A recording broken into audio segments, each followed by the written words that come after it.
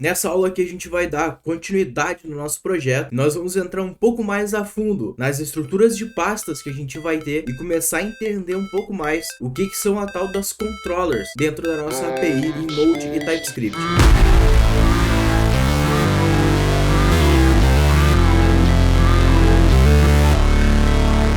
Olá, Dev! Tudo bem contigo? Seja muito bem-vindo a mais uma aula do nosso curso de API REST em Node e TypeScript. Dev, de novo, eu estou muito feliz que tu tá aqui comigo, eu espero que esteja gostando do curso. E nessa aula aqui, a gente vai entrar mais a fundo nas estruturas dentro do nosso projeto. Vamos estruturar um pouco melhor as pastas que a gente vai ter aqui dentro e vamos começar a entender um pouco melhor o que são a tal das controllers dentro de uma API REST e como é que a gente vai fazer para desenvolver essas controllers aí. Bora lá pro código então, vamos começar a desenvolver um pouco mais. Porém, antes disso, é claro, aqui na tela do meu computador, eu tô na página inicial do meu canal, tu já deve ter passado por aqui em algum momento e, cara, aproveita para se inscrever nesse canal para não perder nada, não perder nenhum conteúdo que eu for publicando aqui. Afinal de contas, essa playlist ou esse vídeo que tu tá assistindo agora, ele faz parte de um curso muito maior, de um curso que está em andamento aqui no YouTube. Talvez, na época que tu esteja assistindo esse vídeo aqui, o curso inteiro já esteja publicado. Mas, se não for o caso, saiba que mais para frente vai ter mais aulas desse curso. Então, se tu não quiser perder as notificações dessas aulas, não se esquece, se inscreve no canal e ativa o tal do sininho ali que vai aparecer para o YouTube sempre te notificar novas aulas quando eu lançar. E claro, se não tiver interesse em novas aulas, saiba que eu vou estar lançando mais cursos aqui no YouTube. Dá uma olhadinha só. Aqui no canal, na página inicial, tu vai ver a parte de envios que eu tenho aqui e logo abaixo, ó, tu vai ver todos os cursos que eu tenho do canal. Esse curso que tu tá assistindo agora, desse vídeo aqui, ele ainda não tá listado aqui, mas logo vai estar listado aqui junto com esses outros cursos de front-end. Então, saiba o seguinte, eu já tenho 4 cursos agora com esse aqui nesse canal. Em breve vai ter mais cursos aqui, mais cursos de front-end, de back-end, coisas nesse sentido, coisas que vão agregar nas tuas skills, no teu conhecimento, para te ajudar a conseguir um emprego melhor. Então, Dev, eu conto com a tua inscrição aqui nesse canal e, claro, o like nesse vídeo aqui e em todos os outros vídeos do canal. Beleza? Dev, bora pro código ali, então vamos começar a trabalhar. Evi, me diz uma coisa, tu já é um pouco mais experiente aí, tá interessado em aprender técnicas novas para migrar aplicações monolíticas, aplicações antigas para um formato de microserviços com estratégia em nuvem? Bom, talvez esse livro aqui, Migrando Sistemas Monolíticos para Microserviços, pode ser de teu interesse. Então eu vou deixar o link desse livro aqui na descrição para tu dar uma olhada mais de perto e ver se afinal de contas ele te interessa ou não. Dev, então, vou abrir aqui o Visual Studio Code e já tô com o projeto aberto aqui, exatamente onde a gente tinha parado na aula passada, ok? Só dando uma recapitulada, na aula passada a gente construiu aqui, então, deixamos pronto o nosso index do nosso server, construímos o arquivo do nosso server, né? Adicionamos as rotas aqui em um arquivo separado, inclusive, olha só, tá aqui as rotas separadas, todas bonitinhas aqui. E é aqui dentro que vai parar todas as rotas do nosso projeto, né? Todos os endpoints que a gente for criando. E além dessa pasta de rotas aqui, agora no nosso projeto a gente vai começar a adicionar mais pastas aqui dentro. Afinal de contas, se a gente começar a deixar tudo grudado, tudo acumulado, vai ficar um pouco complexo o código, né? Então é melhor a gente separando em vários arquivos, em arquivos menores, porque isso aí simplifica demais o nosso projeto e o nosso trabalho no dia a dia, né? Na hora de dar manutenção no projeto quando for necessário. Mas, beleza, então, eu vou adicionar mais algumas pastas que vão ser necessárias aqui no nosso projeto ao decorrer dele. Bom, a próxima pasta que eu vou adicionar aqui vai ser uma pastinha chamada Controllers. Vai ser essa pasta aqui. Além disso, eu vou adicionar outra pasta aqui que vai ser o Shared. Vamos adicionar também uma nova pasta chamada Database. Então, o que são todas essas pastas que eu adicionei aqui? Primeiro, Controllers. Controllers serão as funções, basicamente, que vão ser a porta de entrada a partir do nosso endpoint. Então, olha só, foca aqui nesse código que eu tenho aqui. Deixa eu fechar aqui o terminal que vai ser melhor. Então, olha só, a gente tem aqui um método get, né, um endpoint, a descrição de como é que é o nosso endpoint, né, pode ser só um barra teste ou barra qualquer coisa. E aqui, ó, olha só, a gente tem uma arrow function aqui, né, a gente tem uma função. Poderia ser uma função normal, não precisava ser uma arrow function. E o que é essa arrow function? Nós, nesse projeto, vamos chamar isso aqui, ó, essa arrow function, que está logo depois do nosso método, nós vamos chamar ela de controller. Mas calma, tem um porém na história, tá? Essa controller aqui, essa função, ela só vai significar uma controller para nós se o que ela está fazendo vai ser devolver uma resposta para o usuário ou ela estiver manipulando os nossos dados para inserir alguma coisa na base, alguma coisa nesse sentido. Porque aqui, ó, a gente poderia, né, colocar antes da execução dessa função, a gente poderia colocar, na verdade, várias funções. Quer ver? Eu posso copiar isso aqui. Vamos quebrar a linha aqui, ó. E vamos quebrar a linha aqui. Percebe o seguinte. Eu só dei uma quebra de linha, né? Então aqui, ó. O primeiro parâmetro é o nosso método. O segundo é a nossa função em si, né? Vou deixar o console log ali para ficar mais simples. Mas eu poderia fazer o seguinte. Eu poderia duplicar isso aqui, ó. E ir duplicando. Ou seja, um endpoint, ele pode ter uma função que faz alguma coisa e pode retornar alguma coisa para o usuário ou não, porque pode ser que eu possa extrair o próximo parâmetro que a gente tem aqui, ó, que se chama next, e esse next aqui, eu poderia, por exemplo, fazer um if por alguma condição, sei lá qual, eu vou deixar falso, e aí no else eu executo, ó, um return de next, tá? E o que esse next vai fazer? Esse next vai executar a próxima função dessa fila de funções. Nesse momento aqui, isso aqui, ó, não é uma controller. Isso aqui a gente vai chamar de middleware mais para frente. E mais para frente a gente vai entender um pouco melhor como é que isso funciona e tudo mais, tá? Por enquanto, né? Então, tipo assim, uma controller, ela é o que vai aqui no nosso método, mas a controller, na verdade, é muito mais alguma coisa que vai lidar com os nossos dados e vai salvar eles no banco, por exemplo. Então, a controller vai ser isso. Então, assim, ou seja, a controller, na verdade, é uma função como qualquer outra, que a gente só usa ela, pensa nela como sendo uma controller, mas ela é uma função como qualquer outra. Não muda nada, é só uma função. Tudo aqui dentro do Express, pelo menos no nosso projeto, como eu gosto de trabalhar, é tudo funções. Então eu posso dizer que o middleware, que é esse cara aqui, ele é só uma função, só que faz algumas coisas diferentes. Esse cara vai ser um controller, porque ele vai salvar alguma coisa no banco e vai retornar uma resposta para o usuário nesse sentido, né? Ah, o middleware também pode retornar uma resposta para o usuário, tá? Então é mais sobre salvar as coisas no banco, fazer alguma outra ação por trás dos panos, tá? Que é isso que vai, digamos que, significar a controller. Mas assim, confere que aqui ia ficar muito bagunçado, né? Se a gente deixasse tudo aqui. Então eu vou apagar todas essas coisas, né? Vou voltar aqui o que tinha antes, só pra gente continuar. Então, tá, basicamente a controller aqui para nós vai ser isso aqui. E aí é uma boa prática, né? No final das contas, a gente separar essa controller, essas controllers que a gente vai ter, né? Porque a gente vai ter vários métodos. Sei lá, 10, 20, 30, 50 métodos. Depende do tamanho da tua API. O ideal, claro, é a gente não ter projetos, né, servidores assim, muito grandes. O ideal não é ter isso muito grande. Tá? O ideal é ter serviços pequenininhos, né? Quanto menor o serviço, melhor de dar manutenção. E se um dia a gente precisar reconstruir esse servidor, né, essa aplicação, se ele é pequeno, a gente vai lá e reconstrói ele bem rápido. Então isso aqui começa a entrar um pouco mais sobre a arquitetura do projeto, né? A arquitetura sobre microserviços, esse tipo de coisa. Não é o caso, esse vídeo eu não quero tratar sobre isso, mas saiba que tu utilizando microserviços ou não aí como arquitetura do teu projeto, tu construir projetos pequenos é uma boa prática, porque fica mais fácil de tu dar manutenção nele, é mais fácil de tu reescrever ele, até mesmo em outra linguagem, se um dia for necessário, ok?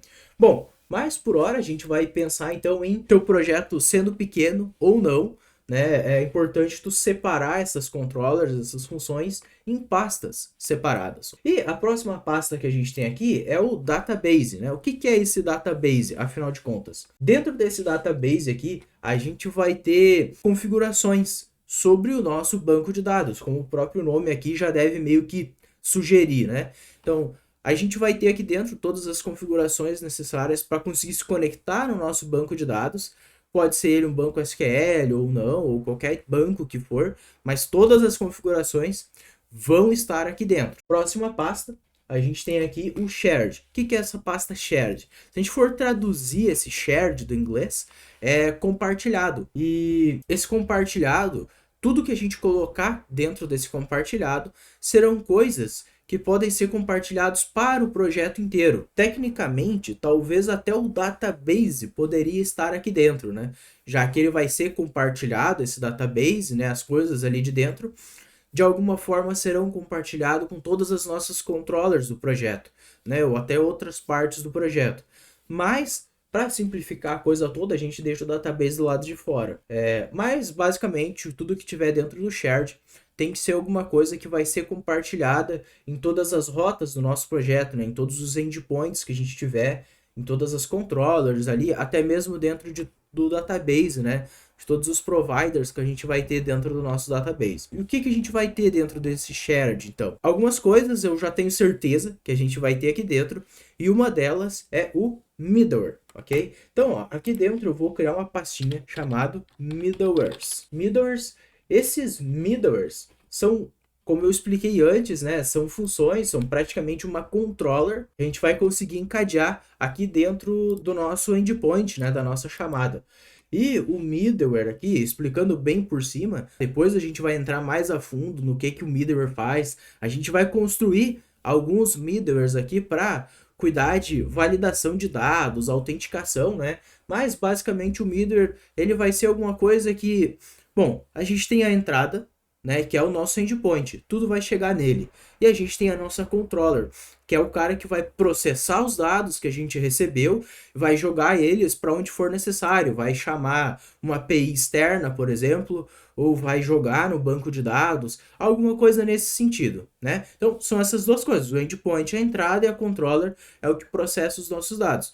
Só que no meio dessa coisa toda, pode ser que eu queira colocar algumas funções genéricas ali e compartilhadas. Quer ver um exemplo? Autenticação. Pode ser que um endpoint, o usuário tenha que ter um token de acesso, ele tenha que estar autenticado, ou até mesmo ele tenha que ter algumas permissões, por exemplo, para acessar um endpoint. Sei lá, o cara tem que ser administrador, ou tem que ser algum usuário com uma permissão específica para conseguir realmente acessar os dados daquele nosso endpoint e fazer o processamento que a controller vai fazer por nós. Então, no meio desse caminho, a gente pode colocar esse middleware. Esse middleware vai receber todos os dados que a controller conseguiria receber, só que ele vai pegar somente dados-chave. Por exemplo, esse usuário tem um header com uma autorização, por exemplo, que é aquele token de acesso. Ele vai validar se o usuário tem esse token de acesso. Pode validar, por exemplo, se o usuário ele existe no banco de dados. Pode validar se o usuário tem as permissões naquele token, tem as permissões necessárias naquele token. Pode validar, por exemplo, os dados de entrada do nosso endpoint. Quer ver um exemplo? Vou criar, por exemplo, uma cidade. E uma cidade, ela precisa ter, aqui na nossa estrutura, né, tu deve lembrar da modelagem, ela tem que ter pelo menos 3 caracteres, né, o nome de uma cidade. Só que se o cara ali de sacanagem resolver mandar para nós uma cidade com somente um caractere, ou sem nenhum caractere no nome, quer dizer, não faz sentido a gente inserir esse valor no nosso banco de dados, porque é uma cidade incorreta. Então, esse middleware, a gente poderia criar um middleware aqui na história, né, no meio desse trajeto, antes do processamento dos dados, realmente, que vai ser na nossa controller, para validar. Ó, esse nome que eu estou recebendo aqui, será que eu posso realmente permitir que essa chamada chegue até o processamento dos dados? Esse middleware pode validar esse nome para nós e devolver uma resposta para quem fez a chamada da API, dizendo, ó, tu precisa incluir o nome válido aqui, com X caracteres ali, para ser válido, com no mínimo 3 caracteres. Então o middleware pode ser isso aí, no meio do caminho. Outra coisa que a gente vai ter aqui dentro desse shared vai ser uma pastinha para services. Afinal de contas, o que serão? O que é esses services aqui para nós? Esses services, eu gosto de utilizar eles para indicar tudo o que é acesso externo à nossa API. O que é um acesso externo? Um acesso externo é algo que não é, por exemplo, o nosso database, não é a chamada de uma função, por exemplo, interna aqui da nossa aplicação. O service basicamente é alguma coisa que vai nos trazer alguma utilidade, mas ele não serve para ser um middleware, por exemplo. Ele não é nada que esteja dentro do database. Ele pode ser, então, esse service, ele pode ser, por exemplo, o acesso a uma API externa, né? Um service pode ser a chamada para outra API, uma chamada para API de terceiros, alguma coisa nesse sentido, ou até mesmo uma função, por exemplo, de criptografia de senha, alguma coisa assim, né? Uma função específica que não faria sentido ela estar dentro de controllers ou estar dentro de middlewares, por exemplo, né? Alguma coisa nesse sentido, tá? O service vai ser algum serviço que vai nos ajudar a fazer alguma coisa. É basicamente isso. Dentro dessas pastas que a gente criou aqui, eu vou colocar um arquivo vazio por enquanto, né? Um index.ts vazio, porque se eu não colocar ele, essas pastas elas não vão ser versionadas no Git. Vamos lá, aqui dentro de services eu vou criar aqui um arquivo index.ts. Esse arquivo a gente vai utilizar ele depois para a gente reexportar todos os nossos services daqui, mas por hora eu vou só fazer um export aqui de um objeto vazio mesmo, só para a gente garantir que essas pastas aqui elas vão parar de fato lá no nosso Git, né, no nosso versionamento de código. Afinal de contas, o GitHub, né, o source control aqui, ó, percebe que ele não identifica pastas que estejam vazias. Ele não vai mandar para o nosso Git. Pode ver que controllers e database não estão aqui, né? Olha só, vou voltar aqui, vou colar dentro de database o nosso index.ts e controller também. Percebe que inclusive as pastas elas já ficaram verdinhas agora, né? Mais os arquivos. Porque agora essas pastas aqui, ó, elas estão versionadas junto com os arquivos. Quer dizer, os arquivos são versionados, as pastas não. Então, se eu tiver uma pasta vazia, ela não vai ser versionada, ela não vai estar lá no nosso GitHub, tá? Então, por isso eu estou colocando esse arquivo aqui vazio, até porque a gente não vai começar de fato o desenvolvimento, né, a utilização dessas coisas nesse exato momento. E antes de eu finalizar aqui, eu preciso te pedir de novo aqui, senão tu acaba esquecendo. Eu sei, eu sou assim também. Cara, dá um like nesse vídeo aqui e se inscreve no canal se tu tá gostando desse conteúdo, né? Se tu acha que isso aqui vai te agregar de alguma forma aí pro futuro, se já te agregou, né, de alguma forma, a utilização, o que são middleware services, essas coisas assim. Porque, cara, esse tipo de coisa, esse tipo de ação, se inscrever, dar o like aqui, cara, tu não tem noção o quanto isso me ajuda. Tá? Isso aí é uma forma, eu tô te ajudando aqui, fornecendo esse conteúdo, e tu me ajuda de volta, dando like e se inscrevendo no canal, porque, cara, isso me ajuda demais, me incentiva a produzir mais conteúdo, a, enfim, publicar mais cursos como esse. E claro, se tu se inscreve no canal, tu vai ficar ligado quando eu produzir, quando eu lançar os próximos cursos, já que eu tô tão empolgado, né, porque tu tá me empolgando um monte. Então, quando eu lançar os próximos cursos do canal, tu vai ficar sabendo, tu vai receber a notificação do YouTube que eu comecei uma playlist nova ou que saiu uma nova aula desse curso. Não te preocupa, eu não vou ficar de sacanagem contigo aí, publicando ali uma montoeira de aulas novas por semana, ali uma montoeira de vídeos sem sentido. Não, o conteúdo que eu tô produzindo aqui no canal, até o momento, até esse momento aqui, são cursos. Então, no máximo que eu vou fazer ali são 2, 3 aulas, no máximo mesmo, por semana. E são coisas úteis que tu vai ali dar uma olhada, se tu quiser assistir, tu assiste, e se não quiser, não assiste. Então não é nada demais e não vou ficar te incomodando ali com um monte de vídeo, beleza? Conto com a tua inscrição e o teu like aqui nesse vídeo. Bora, vamos finalizar isso aqui então. E para finalizar a coisa toda aqui, o que eu vou fazer vai ser um commit dessas alterações todas que a gente fez no nosso projeto, né? Então eu vou fazer aqui, ó. Vou dizer que foi uma feature, de certa forma, que a gente está fazendo aqui, e foi aqui added folders structure. Eu tô colocando aqui em inglês mesmo as minhas mensagens de commit, mas tu pode fazer aí da forma que tu quiser, se quiser colocar em português. Porém, nós como devs aqui temos que sempre tentar evoluir o máximo possível no inglês, já que, cara, tu vai procurar uma documentação, uma coisa assim, tu vai ver que vai estar tudo em inglês, artigos, etc. Os melhores artigos normalmente estão em inglês, né? Inclusive, pessoas do Brasil que falam português, quando vão fazer um artigo, elas preferem fazer o artigo em inglês, porque dá mais visibilidade, né?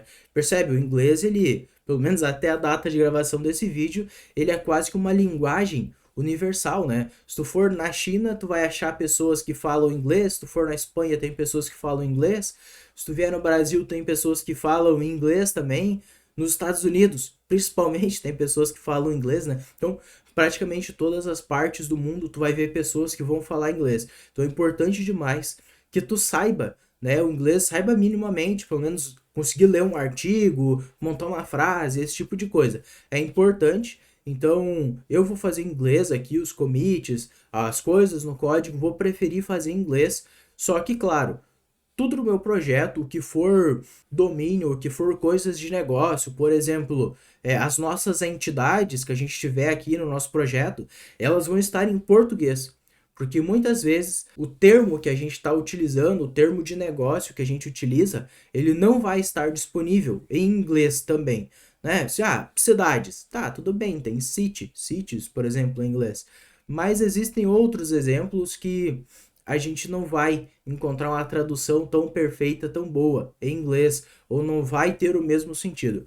Por isso que entidades, controllers, algumas coisas assim, eu prefiro deixar em português, porque vai simplificar a nossa comunicação, ok? Então, Dev, espero que tenha gostado dessa aula, te espero na próxima aí, valeu!